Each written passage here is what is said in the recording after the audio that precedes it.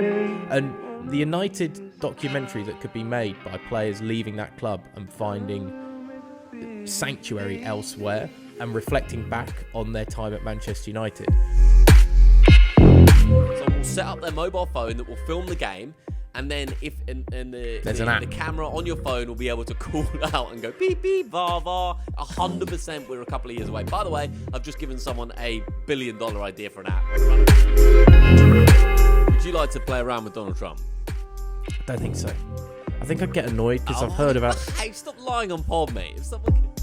Hello, welcome along to Not Another Sports Pod, episode 35, with myself, David, and Mr.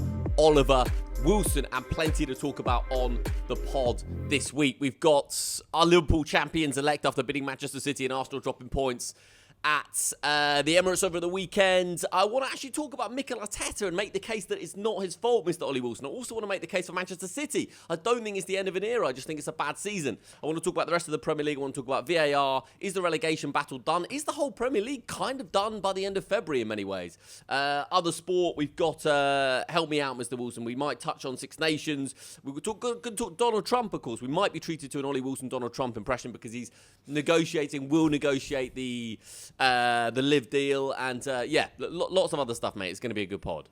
Yeah, there's Six Nations. There's a whole uproar about the TV broadcasting at the Six Nations, which I'm really interested to kind of get your thoughts on that, particularly the England-Scotland game that took place over the weekend. That was a nerve jangler.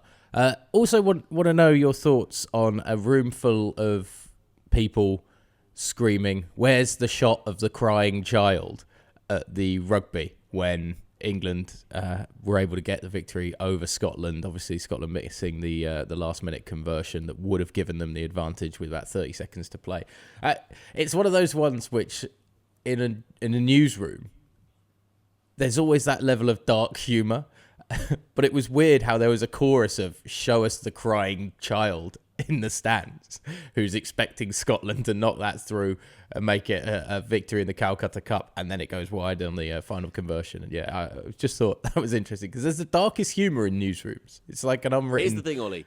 If you cry within a sports stadium, you deserve 1 million cameras to be on your face, because it is ultimately just sport.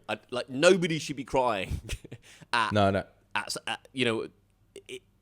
Have you cried inside a sports arena, Ollie? I've never cried inside a sports arena, but I've definitely cried at sport before. Yeah, but in a public space, mate. Don't cry in a public space. I don't think it's... But look, and if you do, and I get it, you lose a Champions League final and you're 15 or something, or it's your first trip to Wembley in your life and you lose a big cup final by, an extra time or on penalties. I do get it, but if you are going to cry, then expect the cameras on you, I would have thought. And I love it. I don't think we should be... blaming those people. Emotions right at the surface. I think there's always sympathy for when you have, say, a team like Scotland, right, who I couldn't tell you the Six Nations history completely. You know me, I'm not a rugby aficionado or anything like that. But when you have a team that hasn't been on that top level of victories, it's not like a Scotland team that has decimated everybody in their path, right? And you see somebody crying in the stands when they're so near and yet they don't get the job done. I think you always feel that little bit of sympathy of, that's harsh, because you almost reach that point that basically is what we all watch sport for, right? To see one of our teams get to that point where you're actually happy, which is kind of a rarity. If you think about how often you watch sport, feeling happy with your sports team generally is a rarity. But if for instance, there were a lot of people being rather unkind to young kids in Kansas City Chiefs jerseys after they lost the Super Bowl this year, because the Chiefs have been great, continually going to the Super Bowls for the last 3 years. They've won the last 2. They were looking for a third in a row, which has never been done. And then the kids crying because they didn't get it done. And there's a lot less sympathy for anybody that cries when it's like, well, you've won 2. Now you're just being selfish and crying. It's like Man United we didn't fans. Have three in a row. Oh boy, you're the best. It's hard to. It's like if you lived through the Man United era of the 90s, sort of complaining now, nobody has any sympathy. There was a weird debate this week that I saw. Is it bad for the Premier League if Man United get relegated? They're not getting relegated, but no, it's the greatest Premier League story of all time if they get relegated. Of course, the Premier League will be absolutely fine without Man United for a season. Right, yeah. I want to get into Get into the good stuff, Ollie. Let's start with the Premier League title race because we've got to start there. Liverpool going 11 points clear, albeit Arsenal have a game in hand. I want to save my eulogy for Arne Slot and Liverpool for if and when Liverpool do lift the Premier League title, Ollie, because there's lots to say. But I do just want to say this. Liverpool went away to Manchester City and won 2-0. And on the bench, Arne Slot had Cody Gakpo, Diogo Jota and Darwin Nunez, right? He's got 3 forwards, basically, on the bench. And he didn't play any of them as the number 9. He played Curtis Jones and Dominic Szoboszlai as 2 false 9s. And I just think we talked a lot this season about coaches in the Premier League who've got something they want to do and they're going to do it come hell and high water and there's no adaptation and that's their style and it is what it is, mate, and that kind of thing. And I just think how many coaches with that group of players are going to play Curtis Jones and Dominic Szoboszlai as 2 false 9s and leave Cody Gakpo, Diogo Jota and Darwin Nunez all on the bench? I just thought that was really, really clever. Really clever from Arne Slot, and I think it's a series of very subtle and small, and that won't make headlines, that's not the headline on the back pages, but it's a subtle tactical tweak that possibly he hasn't got enough credit for this season. But yeah, 11 points clear with 11 or 12 games to go, Ollie. It looks like the title's all but done. But isn't this what we've been saying about Arne Slot all season, that he's inherited a Jurgen Klopp structure, basically, at Liverpool, which is obviously a great side already, but the credit does have to go to him for the minor tweaks he's continued to make. From the word go since coming in at the very beginning of this season when they had that fantastic defensive run at the start of the campaign. I know Arsenal now are, in the goals conceded charts, at least a better side in the Premier League. But in general, it's the minor tweaks and adjustments that keeps things fresh that we kind of credited Slot for early on, and he continues just to adapt and adjust. A first win at the Etihad over Pep Guardiola's Manchester City for Liverpool this weekend. Very impressive. It's more impressive if City are the City that we've seen for the previous 5 years. Not to take anything away from Liverpool's victory. Obviously, going there it's no easy walk in the park at all. But it is not. It's hard to really look at this in the same way that I didn't go into this Sunday thinking this was a super Sunday. Like normally we'd think City Liverpool. This is the big one, perhaps, of the season. It's a big one, but it's not as big as it would have been because City aren't in that position at this point in time. So the mainstream narrative here is that it's the end of an era, but I don't actually think it is for Pep Guardiola. I haven't heard this. I haven't really heard anybody saying it's the end of an era. Where have I missed something? Because I'm not like, I think, hasn't there been kind of this acceptance of like it's a weird year? But no one's saying like, oh, this is the complete rebuild needs to happen. I think end of an era is something you've heard a lot with Manchester City this season. I personally have. Maybe I'm looking out for it. Maybe my ear's just open to it. But I think this is not the end of an era for Manchester City. I think it is just a bad, weird season. And I think if you look at the future, the next 2 years for Manchester City, Ollie, I think you look at it and you think the 115 charges which have been hanging over the football club are, by all accounts, it seems like City are going to get off scot-free and they're going to win that case. Okay, so that will be gone. I think Rodri, the best player in the world, is going to be back for Manchester City. I think that Pep Guardiola, well documented, he's had some family issues off the pitch that hopefully will have settled down by the start of next season. Hugo Viana, the new sporting director, is coming in the summer, okay? So that's something new as well. So Manchester City are actually, yes, going through a weird transitional season, but they are putting everything in place next season to be back to pretty much close to where they were. The other point here is that everyone talks about this as an aging Manchester City squad, and it is in many ways. But it depends how you frame it, because if you look at that Manchester City squad, Haaland, 24, Savinho, 20, Marmoush, 22, Doku, 22, Foden, 24, Gonzalez, 23, Rodri, 28. There's still the core of talented footballers in their 20s in that side. They'll go out in the summer. I think they're going to buy 2 or 3 starters. Apparently, they're heavily linked to Florian Wirtz at Leverkusen, so he might come in and fill that kind of Kevin De Bruyne role as the creative force. And I don't think it's the end of an era. I just think it's a bad season. And by the way, this season could easily end with Manchester City finishing 4th and winning the FA Cup. For most sides, for every single Premier League side, apart from Manchester City, that's a great season. You know, if you offered Arteta a top 4 finish and a trophy at the start of the season, he would have taken it. If you offered Arne Slot a top 4 finish and a trophy at the start of the season, he would have taken it. You know, same could be said for Villa, Tottenham, Newcastle, Man United, Bournemouth, like anyone. So that's still very much in play for Pep Guardiola and Manchester City this season. And I think it's very possible that they win the FA Cup, finish 4th or 5th, qualify for the Champions League. And it's not this mad disaster of a season. It's actually just a transition, just a weird season where everything didn't go right for them. And I think next season they'll be absolutely right up there. And I'll say it now, I make them favourites already for the Premier League title next season. Well, any discussion of a City team collapsing and not being able to rebuild is just hyperbolic nonsense at the end of the day. For all of those reasons that you mentioned, and the fact that they're financially backed up to the hilt, which they will use to strengthen a side that, as you say, already has a lot of good great young talent, let's be honest, in it. So all I think it is now is Pep Guardiola, the latter part of this season, secure a top 4 or top 5, make sure you're in Champions League spots come the end of this season, whatever that isn't going to be and is needed, and you make sure that you're now starting to build a foundation of a style of football and a starting 11 maybe that is perhaps more filled with your kind of mid to young 20-year-olds who are going to be the next generation taking you on. All it takes is a little bit of forward thinking and planning. And I don't think Manchester City fans would begrudge Pep Guardiola that. There's no City fan that I've ever heard calling for Guardiola's head or anything like that. I mean, that's the one thing of common sense that seems to be prevailing at this point. The City fans are going, why on earth would I turn my back on this manager who's given us everything that we've ever desired? Adrian Durham wants him gone. Yeah, of course Adrian Durham wants him gone. Adrian Durham, by the way, if you don't know who Adrian Durham is, one of the greatest sports broadcasters of our generation in many ways, like flirting with the shock jock style on TalkSport, but as a kind of a broadcaster, as a man who loves his football, amazing. And his point, Ollie, sorry to interrupt you, but his point is that, do you think at Real Madrid, Pep Guardiola would have got away with this season?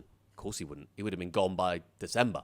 So his point is, if you really want to be that football club, then Pep Guardiola would have got sacked. I agree with you. It's an absurd conversation. I think it'll come back, I also think we're looking at this kind of, I get it, at Real Madrid, maybe that doesn't happen. Real Madrid have the patience of a freaking gnat as a football club, which has worked to their favour and also has been detrimental towards them as well in the past, So, and I think you see more success of good managers being stuck with over footballing history than good managers being flung out on their ear the first time that things start to go wrong. So I wouldn't, as much as I'm a big fan of Adrian Durham professionally and personally, I think you know why that is being said and discussed over the airwaves of the United Kingdom right now, because it's trying to, it's trying to get us into this situation that, I mean, it's the same as who was it? There was an ex-Chelsea player who was talking about how Chelsea shouldn't be willing to settle for just trying to push for European championships. This is a Chelsea team that European places, in the Premier League, and this is a Chelsea team that has to be fighting for Premier League titles all the time. And it's like, wait a minute, no, it's not. This isn't a Chelsea that has always been at the top level. When we were growing up, Chelsea was a bang solid mid-table to Cup top team. of at best. And then they had a load of money came in, and suddenly the narrative changes. But if everybody else, your cities, obviously Manchester United always had money, Liverpool have had a big cash injection with the US owners, etc., Newcastle, if all of these teams are suddenly getting loads of money, the special thing that suddenly elevated Chelsea into guaranteed pushing for Premier League titles isn't there anymore. So you have to readjust. And it's not like it's a guaranteed thing that Chelsea should be fighting for Premier League titles. Football is this crazy game where you have to get everything right still, regardless of the amount of money. Look how long it took Chelsea or Manchester City to get it right when the first money injections came into the clubs. It still takes time to build a team to win a Premier League title. But all of these things are just said to get us chatting about them like we are now, so we can have a discussion. So then there's a clip made up, so that goes off. Oh, Adrian Durham said this on TalkSport. Adrian Durham's ludicrous. Oh, Adrian Durham, blah, blah, blah. I don't give a damn what 99% of these people say and think. I enjoy very much being able to make my own mind up on a lot of these things in football and actually turning off the hyperbolic rhetoric and sitting down and going, yeah, there's no way Manchester City should get or would get rid of Pep Guardiola at this point. And the sense is being said from the stands, which is something very rare, I think, in football more than anything else.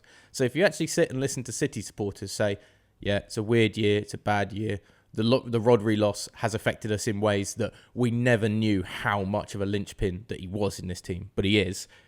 Fine. We go again. And they will go again. And it's like this ludicrous, kind of almost sounds theatrical. We will ride once more kind of thing. But that is what City will do. They will ride once more and be pushing for a Premier League title next season, without a doubt. And anybody that doesn't think that and thinks it's a cataclysmic failure this year is just talking out of places that they shouldn't be. And you know what, Ollie? I think you touched on a really interesting point there. And it's that on this podcast, everything that you or I say, I will believe in. I believe in everything I say because it's the truth, because I literally there's no agenda with this podcast. Do you know what I mean? I'm not on TalkSport with a producer over my shoulder being like, right, we really need some clicks on this content. Why don't you say this? That would be a good thing to, do you know what I mean? Like I'm not Mark Goldbridge. Like I will only say something that I believe to be true. So I don't care if this gets 3 clicks or 300 clicks. Do you know what I mean? So it's a very freeing, podcasting, especially as a smaller podcast, it's very freeing because there is nothing that comes out of my mouth that I don't believe from the bottom of my heart, because I literally have no agenda. So yeah, is that why we have to cut so much of the other stuff in the edits? Because this may not always be the case. As we get bigger, expect to see more clickbait from Windsor. I want to make one more point, Ollie, which is that I think in many ways we were tricked by the standard that Man City hit, and I think it is worth remembering that in 2017-18 they got 100 points.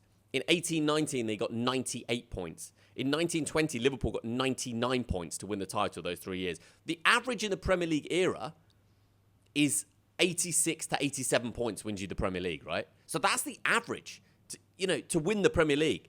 And, the last 4 years, Manchester City have got 86 points, 93, 89, 91. So they've raised this bar so everyone thinks you can't drop points here or there. But I think we're back now in the era of that's a good point. So Liverpool going away to Villa, that's a decent point, that. The Merseyside derby, you draw that. That's not a bad point, I think we're back in that era in the Premier League where actually you are allowed to drop points. The Manchester City, 100 points, then 98 points, then Liverpool winning it with 99. That was just an absurd period of Premier League history. And I think we're going back now to the 86, 87 points. Yeah, you can lose a couple of games. You can draw 3 or 4 in the run-in, and it's not going to harm you because, as we've seen, and we'll talk about Arsenal briefly, but I think we're back in that era, which is more exciting, arguably. Well, we're also back there. This has been the season of unpredictability. Who would expect United to be down where they are? Who would expect Tottenham to have been down where they are at this point in the campaign? No one would have expected Bournemouth and Nottingham Forest to be pushing for European spots and potentially Champions League football. And that's one thing that has been great about this Premier League season. It's been almost like the Sky Bet Championship in that it is totally unpredictable. And yes, I'm going to call it by its proper name. Thank you very much, Sky Bet, for sponsoring the second tier of English football. But that has been one of the few great things about this season, and twists in tales like David Moyes going to Everton and turning them actually into a really good finishing side, one of the most consistent finishing sides in terms of shots to goals ratio since Moyes came in the Premier League, as opposed to being the worst that they were before he stepped in. Those little changes are the curveballs that are changing suddenly the league table for various sides. And going back to the Arne Slot point, it only takes a subtle change to get something slightly different that in this Premier League season can take you and elevate you above so many others and give them something new to think about with this team.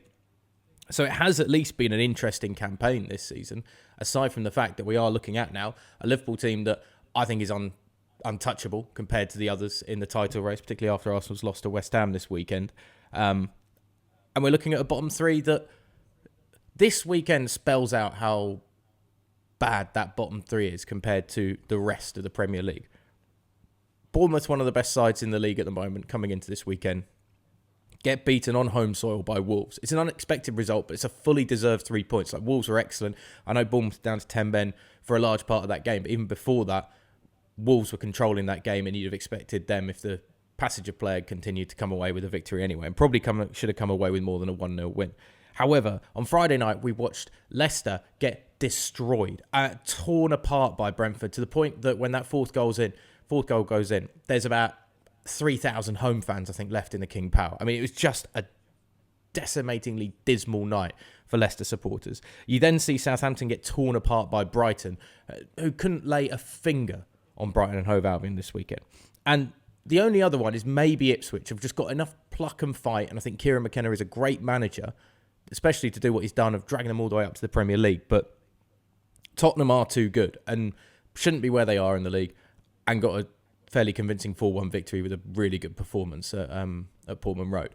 But those three are the worst three sides in the Premier League. And it's only going to take Wolverhampton Wanderers continuing to foul up like they have done for a lot of this season, and Ipswich having that plucky desire to really change that bottom three. But I think they're all way too far adrift at this point, especially the last two. Leicester and Southampton are done this year. I agree. And I think Ipswich in midweek go to Old Trafford, Ollie. And if Ipswich Town is to stay in the Premier League, they're entering the point in the season now where they need to produce some really unexpectedly big results. And something like going there and, if they could win that, suddenly it's back in play. But I agree, Wolves should have way too much. Let me ask you a question about the most interesting from a neutral's perspective aspect of this Premier League is the battle for the Champions League places and the possibility that so many are involved. And if you look at the Premier League table now, let's say Liverpool and Arsenal are definitely going to qualify in that top 5, right?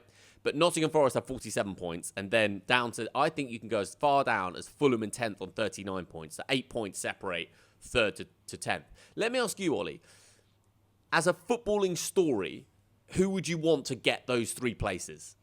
Let's say Liverpool and Arsenal got the top 2. So who would you want to get those 3 places ideally as the kind of the most fun stories?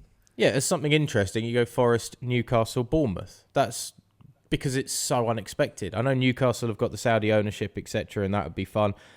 Maybe Villa as a curveball. I don't necessarily think Fulham are actually in that. I just think you're looking at, in general, a side that probably isn't good enough to get themselves into. There's too many teams between them as opposed to the points gap that means that Fulham... Not Brighton and Hove Albion, mate? As like a wow, it's kind of a culmination of their incredible transfer policy and smart recruitment, etc. If they could do it. And by the way, they're 4 points off the top 5. So it's not impossible. I mean, one of those sides, Fulham, Brighton, someone's going to have a good run. Yeah, would that be an amazing story? Brighton, it does require a solid kind of 6 wins in 7 for one of these sides, which is definitely feasible. Brighton would be a fun one. I've got a lot of respect and a lot of time for Brighton and Hove Albion Football Club in general, just the way they go about their business on and off the pitch. I mean, we touched on last week the amount of money that Chelsea have given them, £250 million, and they still battered them across the park. I love the fact that Brighton... They should have just bought Brighton, by the way. Someone made the point that instead of buying all their players, it should have just been like, you know what? Instead of $250 million, have $500 million and we'll just buy your entire football club. I love the Amex as a ground. I like the fact that they do... like local beers for the away side on tap in the away end. They used to change the colouring panels around the bar areas and stuff in the away end as well to kind of keep away supporters happy and enjoying their trip there, which is so Brighton. Like, Brighton is such a welcoming, nice, friendly place. I know you know that part of the world well. I've been down there quite a few times myself on the south coast. It's a wonderful place just to be in general. Everyone's quite nice and friendly. And Brighton Hove Albion epitomise that team of like, we're really good, but you can't be angry at us for being this good. Everybody is just like, yeah, go on, Brighton, have a Europa League spot. We'd love you to be there. I just think Champions League might be a little bit too much when you've got Villa, Chelsea, Newcastle, City in between you and those spots. And then obviously Bournemouth having this great year, Forest having this great year as well. I mean, I think it's just, for a story, it's great. As a feasible. Bournemouth, is that you say? Yeah, Bournemouth going to the San Siro next season of the Champions League or something like that, Ollie. I mean, how good would that be, by the way? Yeah, and the only thing is, as Captain Negativo over here, is like 5 spots for a Champions League place. Like, really? Yeah.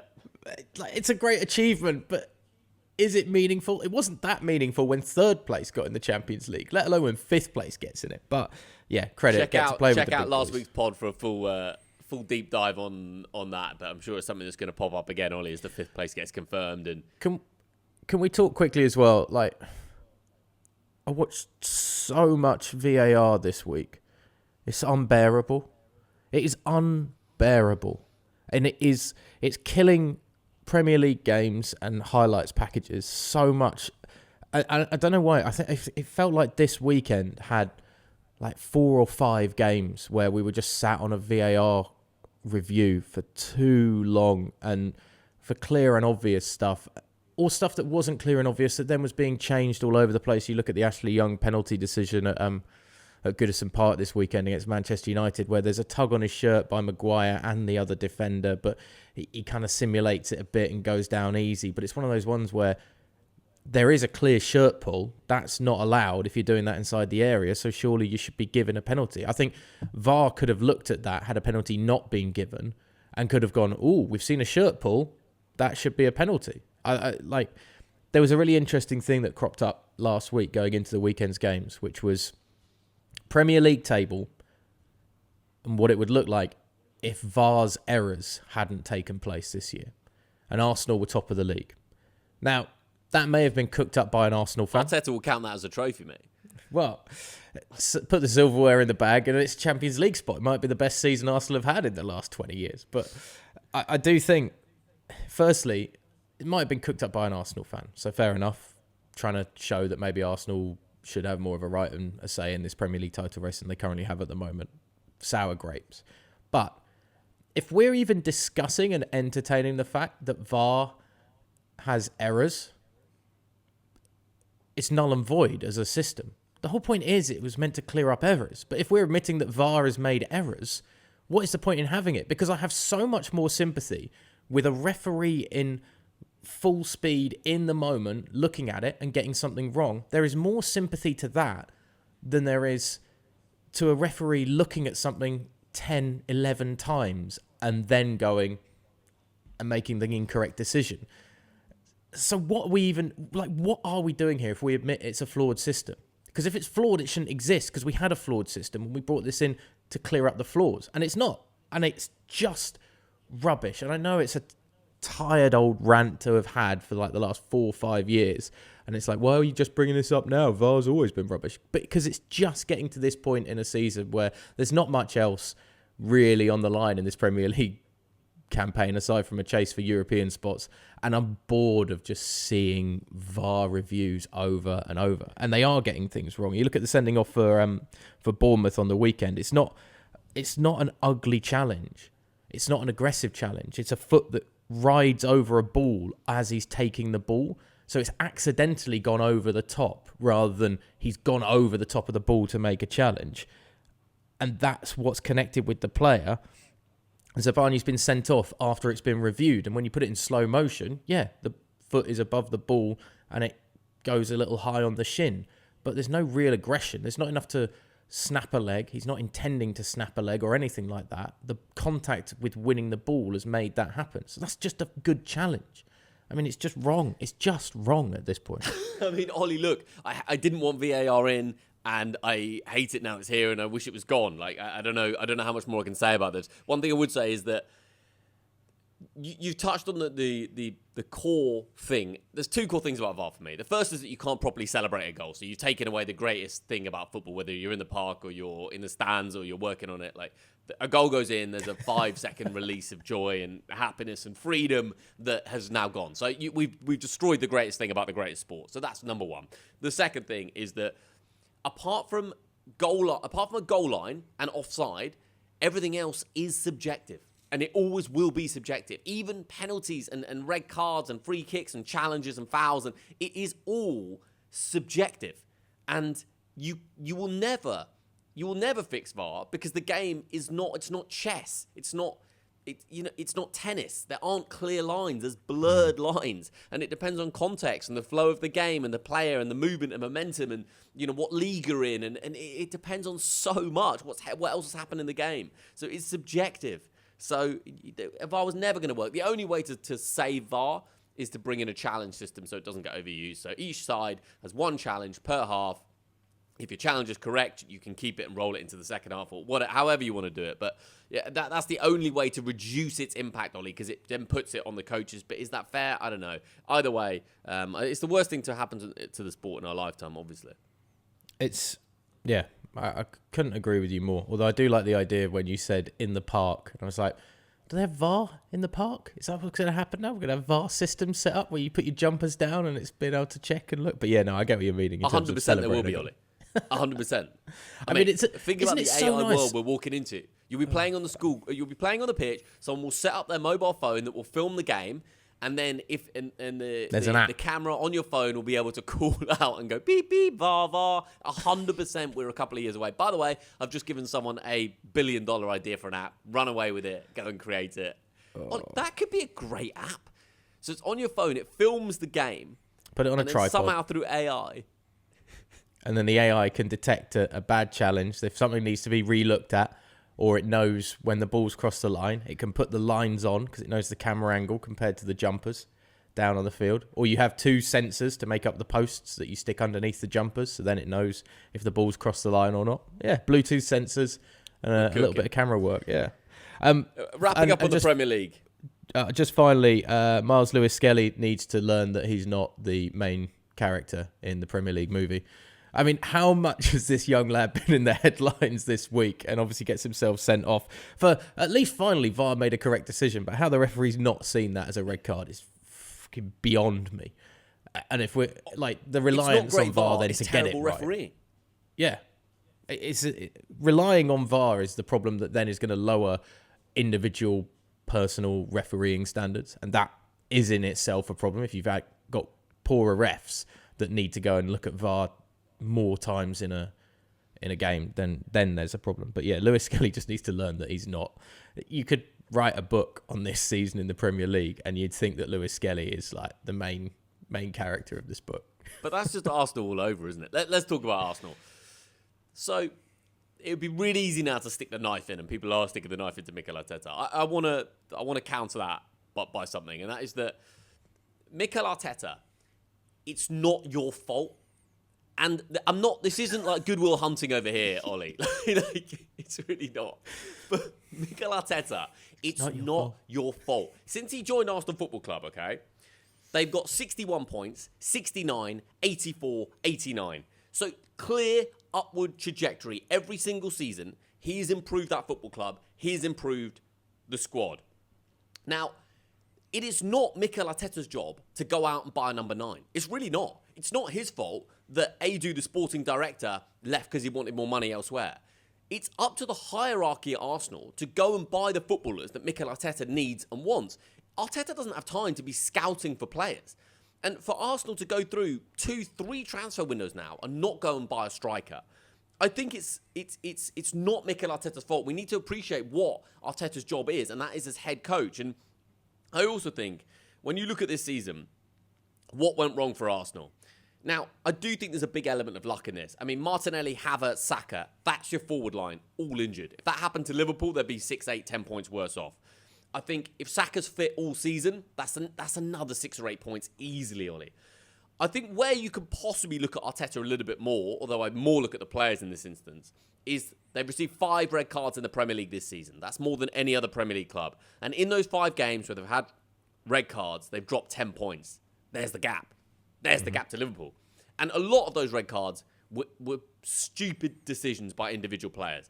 They're kicking the ball away to stop the restart of the game early on in the Premier League season when the players have been told in the summer that referees were going to clamp down on that. Idiotic. So I think that there's an element of bad luck to Mikel Arteta. I think that where it's really going to sting for him this season is that this should have been Arsenal's season. I mean, it really should have been. The point trajectory going up like this, you're waiting and you're waiting and you're waiting for Man City to drop off. And the minute they do, you also implode through a combination of bad luck and judgment. So I think that it's not really Mikel Arteta's fault, but it is his responsibility to fix it. And I also think that he's in some ways focused way too much on winning the Premier League title these past 5 years.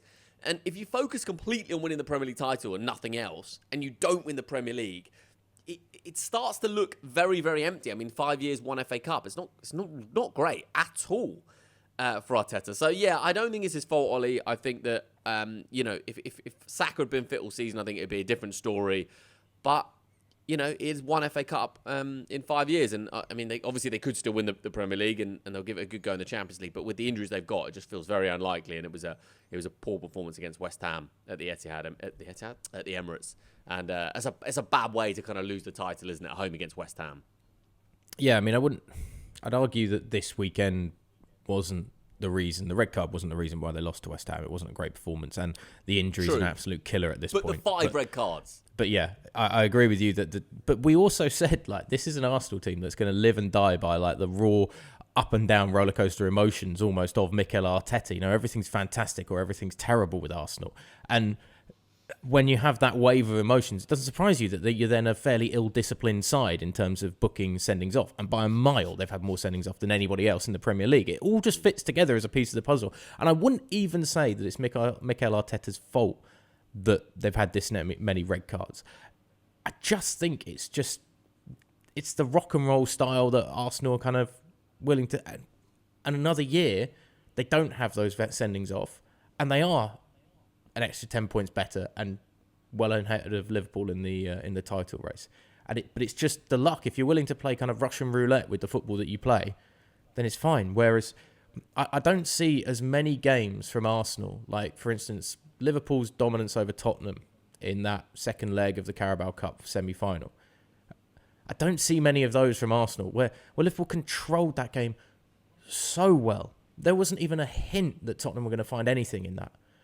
And it's also down to the fact that it was a pretty shoddy performance from Spurs in the end. We need to come on to Tottenham Hotspur, by the way, before we finish the Premier League. But, yeah. We can't go a pod without talking about Ange. I mean, you're right about that. Well, it's nothing to do with Ange, this one. But just quickly, but I think that's what we've always expected from Arsenal. It's going to be either massive highs or massive lows. And because of this lack of discipline, it's just kind of becoming massive lows. But at least they're not worried about what they're going to be called, because that's a really important thing in football these days. What's our name? I mean, this is the most ludicrous press release, and I'm going to have to be a little bit careful because I work for Tottenham Hotspur every so often, and I have to live and abide by these rules on their in-house channel. But they don't want you calling the football team Tottenham. They want to be Tottenham Hotspurs or Spurs, but they don't want to be Tottenham. And I get it for the in-house channel. If that's what you want, that's what you want. But a message sent to Premier League broadcasters by the club this week indicated this outline that they want to be known as Tottenham Hotspurs or Spurs, but they don't want to be called Tottenham. And it's very difficult, much like when an American football team moves to a new part of the country. It's very difficult if there are people that are probably at Tottenham Hotspur Stadium who have supported them for 50, 60 years and have called them Tottenham and do call them Tottenham all the time. It's very difficult to change that in quick as a flash. And I also don't really understand why they want to have such a disconnect from the area of London that they're in. So much so that they don't want to be known as Tottenham. Well, I do. Whereas, why? I know exactly why. I mean, have you been to Tottenham? I mean, it's not the nicest area in North London. Generous. But it's... You walk around Tottenham, mate, and again, I don't want to get into trouble here. You could say this about lots of different parts of London. I completely agree with you. A football club should be deeply, deeply proud of wherever they're from in the world. That is the absolute foundation. The Premier League era is a very recent thing. Football clubs were built on community members from that area. And the further down the pyramid you go, as you'll know, Ollie, because you cover so much EFL, I mean, these football clubs are so genuinely important to the community. It's unbelievable. And I think to essentially take the name Tottenham out of your football club is extremely unusual. First of all, no one's going to call them Tottenham Hotspur because it's too much. So it's Tottenham or Spurs, always has been. No one's going to call them Tottenham Hotspur. Mm-hmm. And I just think that Tottenham it's an area of London with problems. It's an area of London that, and anyone that disagrees with me, I just challenge you to walk around Tottenham for an hour and you just tell me genuinely what you think in what is a very rich country, of how, why that area is like it is.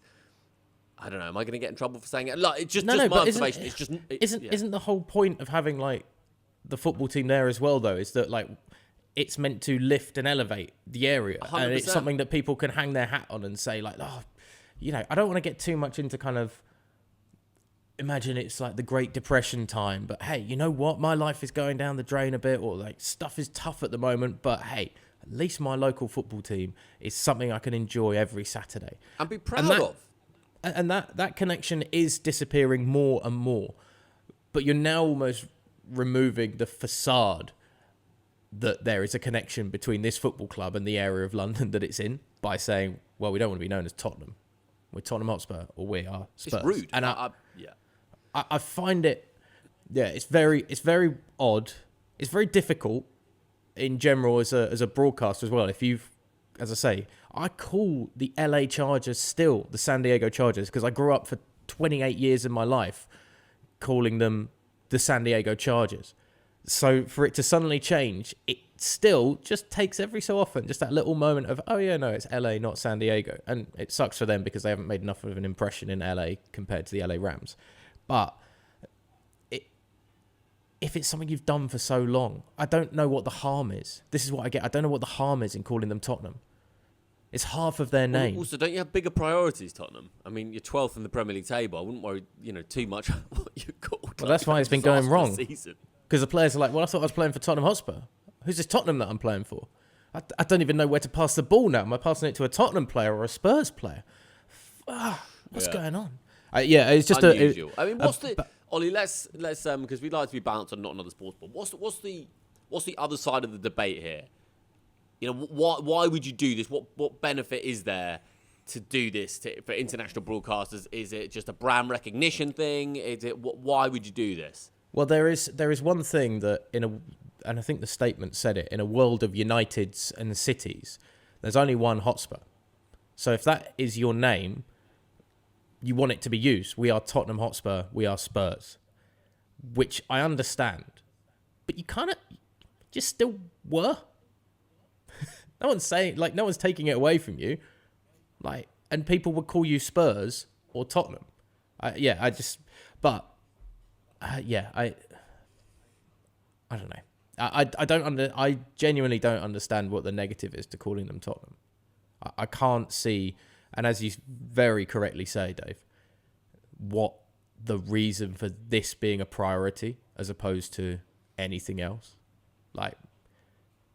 Or Ollie, also send that memo out pre-season. In the middle of the season? Very, very, very unusual. All right. Anything else to wrap up with the Premier League? I could always talk Ruben Amorim or Ange Postecoglou, but let's leave that for next week, Ollie, because we've taken up a lot of time with the Premier League already. And we do that every week. Again, we need a separate Tuesday podcast just to air the grievances around United and Spurs manager. Spurs, see? Tottenham Hotspur? I'm using it correctly, guys. Spurs. Oh, can I, just before we move on from football, actually, I do want to talk about the Champions League draw, but just because I'm out in Spain at the moment, may as well nudge on La Liga and talk about. I just want to talk about Anthony because he's like an internet meme, Ollie, these days. And Anthony, he was a joke at Man United. Very rarely you see a footballer who has become like a comic figure. And he cost 85 million quid from Ajax to Man United, and he became I think I felt sorry for him. He became this internet meme, this internet caricature, like the Anthony aura, a combination of his weird. His weird showboating and the fact that he wasn't very good and he cost that amount of money and his facial expressions. I mean, it was funny, it's funny stuff. But he's gone to Real Betis in Spain, which is kind of like they usually finish kind of 6th, 7th, 8th in La Liga table. So quite a big football club in Spain. And he's been there 6 games and he's just excelled. He scored 3 goals in 6 games. He's got a couple of assists, a couple of man-of-the-match performances. He's got a sweet thing going with Isco, the former Real Madrid player who's now at Betis. He's only 32, Isco, so he's still got all the tools. And he's just sort of popping the ball around with Isco. And he's beating footballers. He's strong in the challenge. He's working hard. Just looks like a totally different footballer. And for anyone that says, oh, yeah, but that's La Liga, bro. It's La Liga... It's a great league. Look at what Spanish clubs have won in terms of European competitions the last couple of decades. And we're not talking just Real Madrid and Barcelona, by the way. So I don't know. I just find it fascinating, the psychology of a footballer. Look, he was never worth 85 million quid, Ollie, but he's obviously a very, very good footballer. And I find it incredible how even at this highest end of professionalism, a little arm around the shoulder from Manuel Pellegrini, who's the Betis coach, the former Man City boss now at Betis. It's just amazing how a footballer can thrive somewhere and be such a failure somewhere else. And I think it can only really come down to the human side of it and the human connection. I think it doesn't. It also just read as a damning indictment for the atmosphere that's been created by Sir Jim Ratcliffe and the Glazers at Manchester United. McTominay, Rashford, all of them have left and looked so much happier and freer with their football and enjoy their surroundings so much more. The reports that are coming out, and I know it's obviously drifting back now to the Premier League, but the reports that are coming out of Manchester United on a weekly basis of the behind the scenes disaster, like Sir Jim Ratcliffe going up to the United women's captain and saying, "Oh, what do you do at the club then?" I mean, it's like the oh God, what's his name? The Queen's husband, Elizabeth II's husband. Prince What's his name? Philip. Yeah, I mean, it was like Prince Philip when he had all his like horrible like things that he used to say, and he was either like joking or thought he was being funny or something like that. And Sir Jim Ratcliffe's in very much the same. 90-something-year-old man, mate. Yeah, but Sir Jim Ratcliffe's doing the exact same Well, thing. if we're like this in our 30s, what are we going to be like in our 90s? So let's cut him a tiny bit of slack, no? Yeah, no, Prince Philip, I think, obviously, like, he said some bad things, like, inappropriate things, I should say. But I think he was always trying to, like, make a joke out of it or something like that. He thought he was being funny, and he was just a man that hadn't caught up with what modern-day humour was acceptable in this environment. But for Jim Ratcliffe to go up to the captain of the United women's side and go, oh, so what do you do here, then? And, like, to cancel their trophy parade and celebrations because the senior males side hadn't done anything in the seasons and all this kind of stuff. Like, you're hearing about this and you're like, Christ, this is bad. Like, it's just a bad environment. And so if you take somebody out of that environment and put them in a place where it's kind of, hey, no pressure, man, like, just go and play football and enjoy yourself, it must be an absolute game changer of a headspace. And the United documentary that could be made by players leaving that club and finding sanctuary elsewhere and reflecting back on their time at Manchester United will be amazing if they make it in 15 years after half of these players have retired, talking about this era at the club, as opposed to talking about it now where they have to be all nice just in case they end up going back or anything like that. Just on the broader point of La Liga. United, Ollie, go on. As well. Yeah, sorry, mate. No, I was just going to say that Dan Ashworth, apparently, I was reading that the reason that he quit or was fired is because he didn't want Amorim to come in mid-season. He said, let's wait until the summer. And he agreed with Amorim when he said, I don't want to come in mid-season. And obviously the hierarchy disagreed with him, and Amorim came in mid-season and it's been a complete disaster.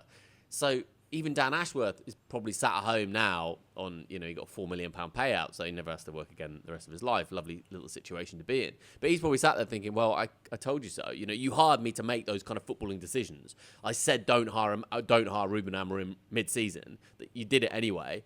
What a mess. What a fantastic mess they are. And what a fall from grace the Liga is having at the moment. Because right now you'd look around European football and you'd say this is the best title race on the continent in one of the big leagues. Barca, Real Madrid and Atleti all within a point of each other at the top of the table with, 13 games to go? So we've got a third of the season left for the big three to slug it out when they're so closely packed together and have their own individual qualities. Of Barca, the scoring side, Atleti, the defensive side, fitting into the stereotypical brackets that we've had for them for the last 15 years now. And Real Madrid are the one in between that have got all the money and all the stars, and Mbappe is getting real hot at this point. But how much attention that would have had, again, 10, 15 years ago, that we should have called this pod Not Another Sports Pod harking about football 15 years ago. I mean, that's what, because 15 years ago, this is one of the biggest stories in England, let alone in Spain, in terms of, check out the La Liga title race.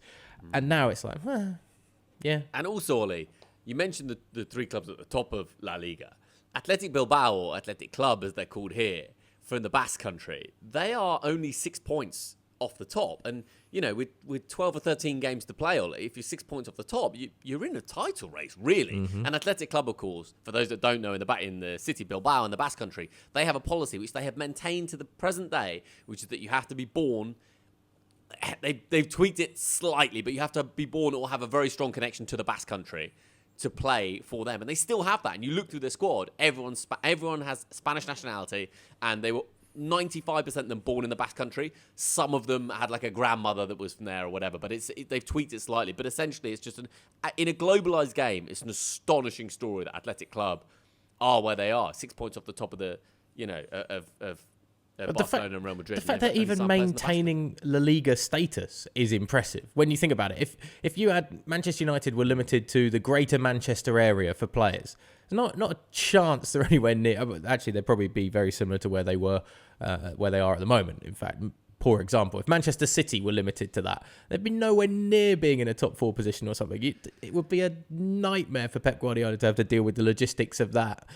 Whereas, yeah, Athletic Club, and I cannot stress how much it annoys me when people call them Athletic Bilbao, because it's not. It's Athletic Club. That is the name of the football club. The only negative to that whole aspect about the team is the player pronunciation, because suddenly you got the Basque version of the pronunciation. You look at starting 11. Yeah. You think, oh, that's There's a how lot I of should that. say that name. Oh, no, we're going with the Basque pronunciation. Oh, okay, all right, fair enough. But no, great story. And like, it's something we should pay more attention to as the end of the season goes on. I know you'll be working on it a fair bit, so we'll just dive into La Liga update every so often, I think, with you, Dave. Love it, man. Love it. Let's talk Champions League before we move on from football and the Champions League draw. I mean, kind of an interesting Champions League draw. A couple of takeaways from me, Ollie. First of all, I've said this throughout the whole Champions League. I'm not entirely sure what the point is in topping that Champions League group stage table, because Liverpool top the table and they have a game against Paris Saint-Germain, and then after that maybe Aston Villa, but after that possibly Real Madrid before the final. And if you look at Barcelona, who finished second, Ollie, they have a game against Benfica and then possibly Dortmund or Lille. And then, I mean, Barcelona's draw is way easier and they finished second, whereas Liverpool finished first. I know there's a randomness to it, but I think as long as you finish in that top 8, I don't really, finishing first or finishing 8th, I don't really think it makes much of a difference. The second thing is, it's a really interesting draw. I mean, a Madrid derby, Real Madrid, Atletico Madrid. I know we've seen that in a couple of Champions League finals in the last sort of 10 or 15 years. Fascinating. Bayern Munich, Leverkusen. Fascinating. So, and usually you do want to keep clubs from their same nation apart. But I do think for the last 16, it's a really interesting one. Which of the ties kind of pops off the page at you, Ollie? Yeah, Arsenal PSV is actually going to be a really interesting one, because I don't know enough about this PSV side, but obviously to be able to compete in Champions League, you can't be a bad team. It could be a bit of a season-defining moment for Mikel Arteta if they crash out to a PSV side in the round of 16, because Arsenal fans will look at that draw and expect them to go through. Similarly for Villa and Club Brugge, it could be a very interesting one of underestimating the Belgians, and I think to his credit, Unai Emery just doesn't allow that underestimation to happen. And now you've got Rashford and Asensio starting to really click together straight away, combining for the goals on the weekend against Chelsea. So they've added excellent firepower and quality to their attack that should be enough to get them through Brugge. The ones you mentioned are the ones that stand out. PSG Liverpool is one that actually people will say, oh, this is a great... I really don't care about it. PSG are kind of a weird viewpoint to me in terms of all the money, haven't done enough with all the money. Kind of feels like they disrespect the champions, the Liga kind of title race every so often, and just kind of go through the motions. Do you not think at like Kvaratskhelia is there now and Dembele, and I mean they've got good footballers. They could do something maybe in that.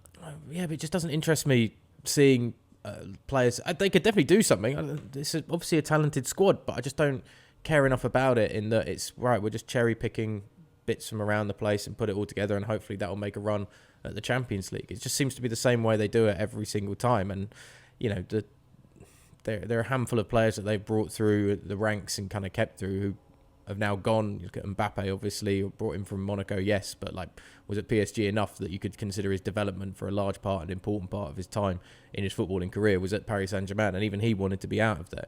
Marco Verratti took that crazy move when he was so young, going from Pescara out to PSG instead of going to Italy, where you know Juventus and Inter were desperate to have him and bring him through. And Verratti's obviously getting older now and getting on a bit, but even he, like, now a long-term attachment with the club is what 99% of these players don't have. So it just doesn't really interest me. One of the few times I'd be like, yeah, go on Liverpool, just batter them and show them actually what building a football team is like that can challenge at this level. Ollie, as a big Serie A fan, I looked at the draw and I thought, of all those 16 clubs, I reckon Inter will be happiest with that draw.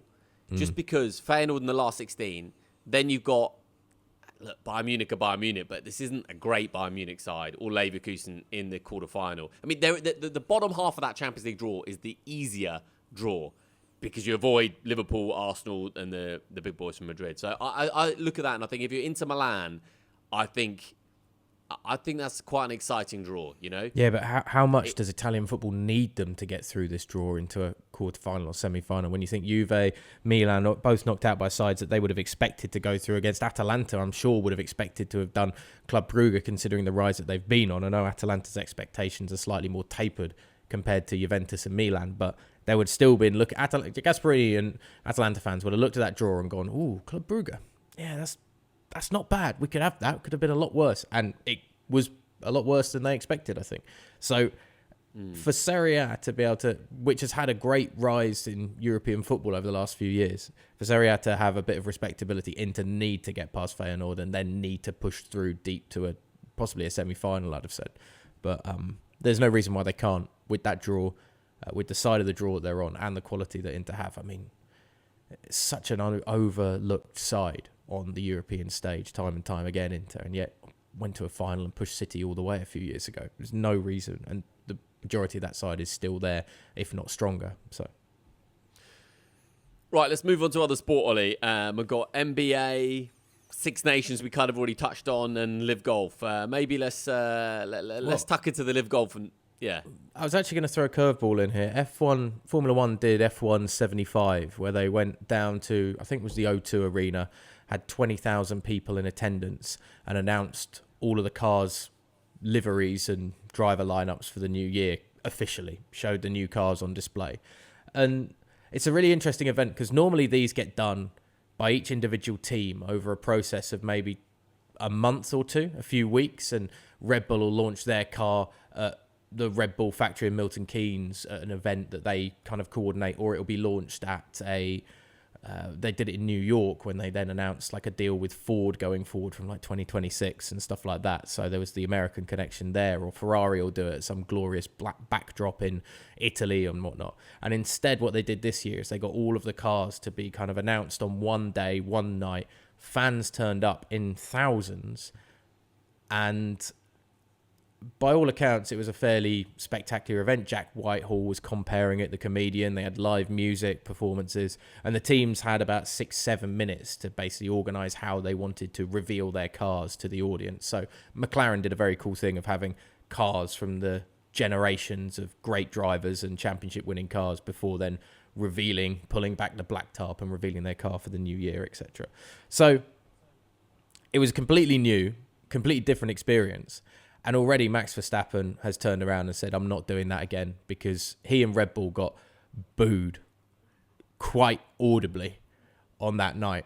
And I can't work out if I sympathise or feel that Red Bull and Verstappen are being a bit childish here, because Christian Horner got booed because he has his indiscrepancies and allegations towards him for how he's dealt with and treated female co-workers, which has in theory been dealt with behind closed doors, etc. And Max Verstappen has no fans really in the UK aside from maybe myself, and is seen to kind of be the biggest villain, if you will, in Formula One right now to British racers, because he's stopped Norris winning a title, he's stopped Hamilton winning a title, and the ways he's gone about it has been quite bullish. But I think Formula One have set themselves up for why is Verstappen getting booed? Horner, I understand, but why Verstappen? Just his character. So, people think Verstappen shouldn't have had the 2021 title victory over Lewis Hamilton, even though that was the problem with the FIA in the last race. But they would also argue that Verstappen on a number of occasions forced Hamilton off the track, was too aggressive with manoeuvres, etc. And it's been something that's been lobbied against him for his whole career. And then when he did it last year in Austria with Lando Norris, where he basically knocked Lando Norris off the road, Verstappen was able to continue. Norris was out of the race. Verstappen got like a 5-second penalty for causing an incident, which didn't really affect his positioning too much. And it meant Norris didn't pick up the points that were keeping him in a title fight with Verstappen that became pivotal down the stretch. So that's why people don't like him. And because he has this very kind of blunt attitude, which rubs people the wrong way. He's like, I'm just driving hard, I'm going for a gap. He's incorrect. And like all F1 drivers, he moans when it doesn't go his way, and he's blunt and a bit crass about it when it goes his way. And it's just like, yeah, no, it's fine. That's what racing is. So it rubs a British audience the wrong way quite a lot. Whereas obviously in the Netherlands, they absolutely love him and don't care. And it's the best thing since sliced bread. So by putting this event in the UK, which you would argue is the home of Formula One because there are so many teams that are based in this country, you're asking, and Formula One were asking for this to happen. They set up Red Bull and Verstappen to be booed by an audience of 15 to 20,000 in the O2. And I think it's because they've gone something different and they've tried to turn this into another money-making exercise. I think that's why I feel sorry for Max Verstappen, because Red Bull could have done this just behind closed doors with a select group of journalists like they normally do, and there's no problem. They unveil the car, everybody's happy. There's no need to take every single car and put it in a big event. And I didn't really understand the whole reason for having an event. For diehard F1 fans to be 150 metres away inside the O2 and going, oh, that's the first look at the new car. It's not driving. Isn't that quite fun? It might be. Ollie, if you'd have been given a ticket, you would have gone. I don't think so. No? I don't. Yeah, I genuinely don't. I'd have maybe gone out of like interest of how it was going to work because it's the first time they've done it. But now having seen what it is, I wouldn't go. It looked to me like there were a lot of people just there, like Instagrammers in boxes with glasses of fizz, being like, "Oh my god, this is amazing, F1, blah blah blah." Welcome to the world, my friend. Yeah, and then for everybody else, there were either like car enthusiasts that couldn't get on a close, good view at it.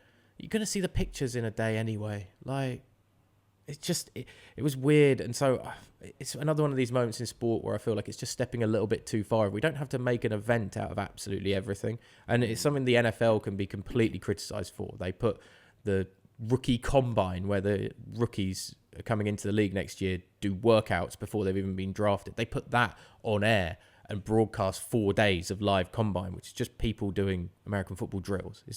It's actually incredibly boring, and you don't take much from it. The draft has been turned into this spectacular event. Then free agency becomes you've got to be locked into your phone all the time because free agency is so important and stuff. And everybody's seen that and gone, ooh, you can turn what's nothing into something. And if you market it well, people get sucked into it. And I feel a bit sorry for Verstappen because he's basically been forced to be trolled out in front of the supposed adoring F1 public that all hate him. And of course he was going to get booed and get berated. And if I was him, I wouldn't want to go next year. What's Donald Trump been up to, Mr. Wilson? And we're going to a lot of things. Well, a lot of the whole Live Golf thing is obviously continuing. Liv's audience numbers have been down on Fox Sports with their deal that we thought was maybe going to be a bit of a game changer for them, but I think they've only had a few thousand, not got into the millions at all when it comes to viewership of the Live events so far on Fox. TGL still, the simulated golf league brought out by the PGA, still continues to kind of pip that in the ratings as well in terms of audience numbers. But what I find most crazy about this, right, and we all know Donald Trump loves his golf and everything like that, and he's trying to broker a deal between Saudi Arabia and PGA and get this together. And there's a lot of discussions being had behind closed doors with Trump, with Jay Monahan, head of PGA, and with various leaders from Saudi Arabia and the PIF, etc. But what I find crazy is the number of golfers that we saw Donald Trump have a YouTube round with Bryson DeChambeau on his YouTube page, and it went crazy viral and all that kind of stuff. But like in the last few weeks, Rory McIlroy, Tiger Woods, they've all come out and been like, yeah, I was golfing with him a week ago. It's insane that like the current president, where there's so much going on in this world right now, and he's taking time out to play a 4-hour round of golf with like Rory McIlroy. I just don't think like, we never heard Barack Obama doing that, and maybe Barack Obama was a basketball guy, but there was never like Kobe Bryant saying, oh yeah, I played a bit of hoops with Barack a couple of days ago. Like dropping it so nonchalantly, like everybody's out here doing it. And I think there are loads of golfers that are just playing like the odd round with Donald Trump and talking to him about these mergers and what to do with golf. It's weirdly like desperate, but kind of funny as well that the leader of the free world is just more heavily invested in, well, I'll just play around with Tiger first and then we'll discuss what's happening in Gaza or whatever, you know. Project 2025 can wait until I break 75. You know what I mean? Like, yeah, I trust the leader way more if they're into sport. I think I'm no Tony Blair fan. Guy's a war criminal, should probably be in jail. But there's this video of him doing keepy uppies with Kevin Keegan, and every time I see that, I'm like, yeah, that's great. I mean, Blair could play. Like, if you look at that video of Blair and Kevin Keegan doing keepy uppies, you can only move away from that video and think, yeah, that's he's probably a good leader, even though Do you rate Rishi Sunak more then because he was in the stands at St Mary's this weekend for the Southampton game? Did you hear Jonathan Pearce's line, by the way? Oh, I loved it. What a commentary line that is. Relegated last year and his club's going to be relegated this year. Absolutely. I mean, it's kind of an easy one because he obviously, the camera's picked up Rishi early in the game and he's got a little bit of time to think about it, but it's still so many commentators would have shied away from that. And Jonathan Pearce, he's got, a very, very classic, unique broadcast voice. I've loved his comms over the years, and he's got the balls to say stuff like that. I mean, it's not an edgy line, but it's still you still got to sink it, and he does it really well.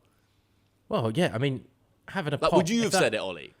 If you'd have been given like a PLP game or like Premier League production, like a really high level game, and they pan to Rishi Sunak, would you have the balls to say? Because it's a political point.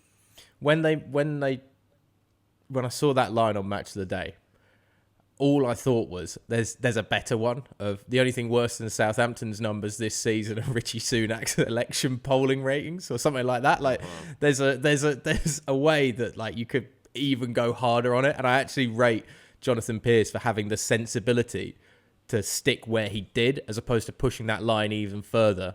Of you could have got like really brutal on worse numbers than the percentage of votes that Sunak had, or something like that. You know what I mean? Like what's going to be higher, the percentage of the vote or Southampton's points total this season? You know, right, something right wing. Yeah, it could have gone way too far, and that's what you get with the balance of Jonathan Pearce. He knows exactly how to set the tone really well. So yeah, I thought it was handy. But sport is massive in politics. I mean, I did a whole module at university on sport and politics, which was the only module I got really good marks on, funnily enough. And it does go hand in hand to an extent, but the fact that we're hearing so many like pro golfers just like, yeah, I had a round with Donald Trump the other day. What are we doing with this sport at this point? It's a niche sport as well. That's the thing. Golf is like a niche sport. It's not massively popular. It doesn't attract numbers like Super Bowls and NBA finals and all this kind of stuff. So the fact that it's getting so much attention in the media and then getting presidential attention as well just seems odd. Very odd indeed. Very odd. Would you like to play around with Donald Trump? I don't think so. I think I'd get annoyed because I've heard about... Hey, stop lying on pod, mate. If someone says, how are you not playing a... I don't think he and I gel together on a round of golf. We don't gel, and I don't think I've heard all the stories about him cheating, and I think that just wind me up a lot. Like, unless you're doing it with, like Bryson did, and you're filming everything. I've heard a lot of stories. Mike Tirico's got a very famous one of him playing a round of golf with Donald Trump, and his like security guys are like, oh, look, we found the ball here. It didn't go into the woods at all. It must have taken a ricochet. And it's clearly somebody has dropped a ball down to help Donald be not in the woods and all this kind of stuff. And it's just like... Ollie, yeah, you know who he is, right? Like, you've read his biography. Like, do you think he's opposed to nudging the margins a little bit this way and that outside the framework of the rules? I think that's a fair assessment. Not. Just quickly as well, I know we're doing the any other sports bit at the end of the day where Dave basically has to listen to me say and rant about a few things in sport. But I want to ask you a question, Dave. How much of an interest and how much on your radar does the NBA come at the moment? And outside of maybe LeBron James and Steph Curry, could you name me an NBA player? Wasn't there a big move recently? Doncic, something itch? Isn't he the best player in the world? Yeah, Luka Doncic, yeah. Yeah, he did make a move from the Mavs. That was breaking news. Okay. So he's... But then I'm out after that. Yeah, so that's... I watched Space Jam once. What, Bugs Bunny? He's a hell of a player, that rabbit. Great.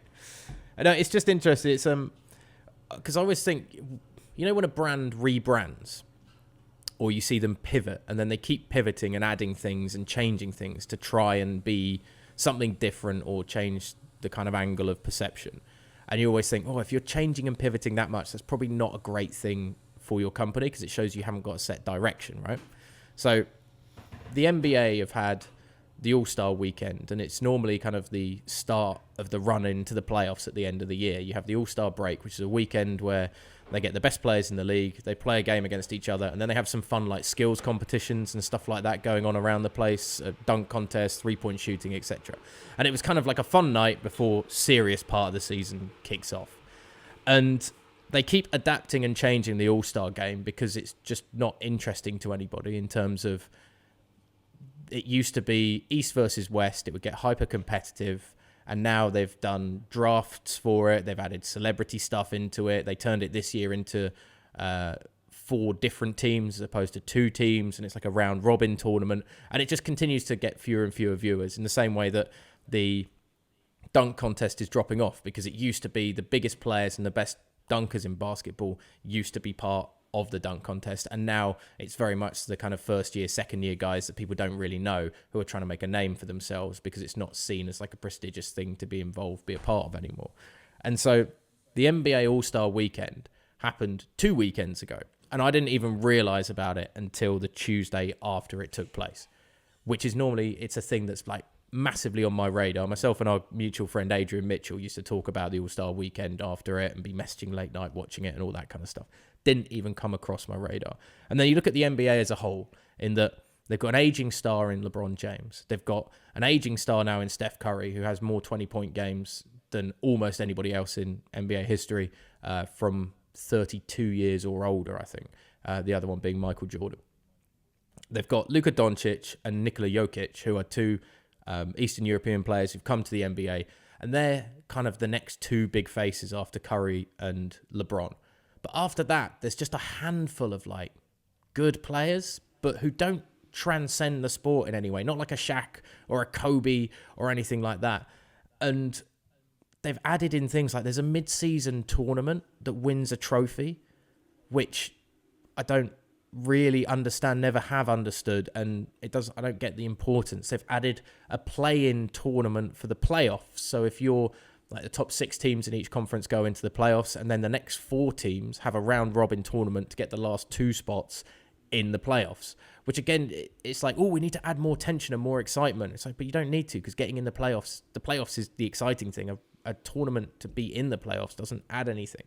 And I think the NBA is in a massive struggle right now. If they don't have stars, and because they keep adding or adjusting or pivoting things, the basic of the actual sport is being lost. And if you try and add extra trophies or extra tournaments into it, the lines get blurred between what's exciting and what isn't. And I really think the NBA is going to struggle in the next few years with trying to find some faces to lead it and find just a consistent path of pure sporting entertainment, because everybody's still thinking about immediate clicks, likes and views, and not thinking about the actual tension of a 5-game series or a 7-game series that culminates in a 3-pointer from deep. And the other thing that's ruining the NBA is Steph Curry, the Golden State Warriors, had a massive kind of influx of 3-point shooting to their game. It's what made them such a great power force in their runs to the NBA Finals and multiple championships. Steph Curry, Klay Thompson, Kevin Durant getting involved as well. And the NBA shooting has gone from being like dunks in a game and shooting inside, 2-point mid-range jumpers, fighting inside the paint, getting a bit nitty-gritty with elbows flying and all this kind of stuff, and has become to just players shooting from the periphery and deep, 3-ball after 3-ball, over and over and over. And it was interesting when it was new, but it's now really tough watch to just see guys launching a ball up from long range, pinging it off the rim and then rebounds and whatnot. And it makes the game a lesser spectacle. And because they give so many flops, as they call them, basically diving in basketball, you can't use your elbows to kind of fight in the paint. Any minor bit of contact is a whistle and all this kind of stuff. The inside game, where someone like Shaquille O'Neal was big, bolshy, you'd put it into him, he'd jump over anybody, be physical and dominant, is completely lost. And you're losing a key part, again, of the sport, of what made the sport interesting. You go back to the late 90s and you think about the Pistons used to have the Jordan rules, where they literally would beat up Michael Jordan every time he got close to the rim. And they'd be willing to take fouls and technicals to ensure that he wasn't able to shoot the basketball, and he was battered and bruised and tired at the end of it. And that is now just every considered sport, isn't it, Ollie? As the world gets softer, sport gets softer. It's just emblematic. I mean, you could say the same about every single sport. And sports that are super physical. Well, I suppose there's probably a fork in the road, because UFC obviously has absolutely boomed in terms of popularity. But the sports with contact as a byproduct, not as the primary function of the sport, all seem to have got softer. Definitely. But weren't the greatest sports, going back to like historical times, sport was physical, gladiatorial. That was what was considered a sport in ancient Rome, being a gladiator, mano a mano. I don't want to see people fighting to the death, obviously. I'm not a savage like that. But that is why things like boxing and UFC still have a pull, because there is something exciting about seeing somebody physically dominate somebody else. It's the same in American football. Because someone might die. That's why people are watching it. That Really? is why people are watching it on some level. Yeah, Ollie. It's because on some very deep human level that you don't want to that you don't want to tap into. People watch heavyweight boxing because there's a possibility that someone's going to die. I mean, the whole point of heavyweight boxing is to cause the other person brain damage. That's the whole point. When people say knockout, that's brain damage. So the entire point is to cause the other person temporary or longer lasting brain damage. That's the entire point. And the longer the brain damage, the better, because you're a greater chance of winning. And I don't want to see like some of the challenges that we saw in football of the past of like Vinnie Jones chopping through somebody's knee and it only gets yellow and stuff. But for instance, there's a great story of Vinnie Jones slide tackling a mascot before a game. And the mascot's shooting against the goalkeeper. And Vinnie Jones apparently was like, oh, he looks a bit too big for his boots, trying to take on a goalkeeper like this. And he comes in and takes a sliding challenge just as the kid's pulling his leg back. And it's like a wet surface as well. So Jones slides a fair bit. And it's not actually like a malicious challenge. It's just a silly slide that takes the mascot out. And I look back at that now and think, that's so funny. Like watching a professional footballer in their warm-up already dirtying their kit going in for a sliding challenge on a young mascot. Nowadays, that probably gets done for like child abuse or something. Like, I don't know. Like, oh, he's going to jail, 100%. Like the family are, getting a lawsuit kind of ready and waiting while they're in the stands watching that going, well, if my kid has hurt his knee even a touch, we're having a hefty chunk of money. And it's that edge in sport that we just continue, as you say, we soften everything up. We're baby-proofing so many of these. We've got the plastic plug blockers in the sockets. We've got the bubble wrap on every edge, on every single table. And while it's good for... Well, the worst thing that's happened in the world, in my lifetime, I would say, Ollie, is the plastic bottle top that you can't take off the top of the bottle. Genuinely the worst thing that's happened in my life. Like, you cannot... I think it's an EU invention, somehow ended up in Britain as well. And, I mean, everyone will know what I'm talking about here. Literally the worst, most infuriating invention that's ever occurred. You know, America going to Mars, and we're there with a bottle top. Like, I mean, it's just embarrassing. It's just weird, that's all. It's just weird, that, more than anything else. It's just irritating because it's on the side of your face. But, like, it is... It's more than irritating. It's a reflection of everything wrong with the world. We're losing an edge in a lot of these sports, and we are losing... Basketball is starting to die because of it. And basketball has been plastic bottle topped as a sport. And until you remove the plastic clip, it's done. There's something really funny about us both dedicating every waking hour to sport and then just hating it for an hour every Monday morning. I don't know. It's an incredible paradox. I don't hate... That's the thing. I love it. I love natural sport. Obviously, me too. That's the thing. I love sport when it's great. I love the fact that even not as a Eagles fan, like watching Patrick Mahomes get roughed up as a quarterback is a good thing because it shows like you're allowed to be physical and use contact. I love a good crunching challenge in a game of football, you know. But when you lose the essence of the physicality of competition, like all these guys as well, all these athletes are just getting bigger, stronger, and more physical. Yet that bigger, stronger, and more physical nature is being taken out of the sports. So what's the point in being that physical? There's no point in being big. There's no reason in basketball to be like a big, bolshy guy anymore. You don't need strength. You just need tactical nuance and ability. And that's kind of shown by actually your favourite player, Luka Doncic, who is a big guy, but he's also kind of like, he's not a stacked athlete. He's kind of a bit of a tubby white guy. There's not much definition on him or anything like that, but he's so skillful that he's able to manipulate the game. And there's something to be said for that, and that is great as well. But I want to see a bit of both. You know, I want to have my cheese and my grapes. I want to have the rough nastiness and the nice sweetness all in one. Nice. We're finishing on cheese and grapes. Fucking hell.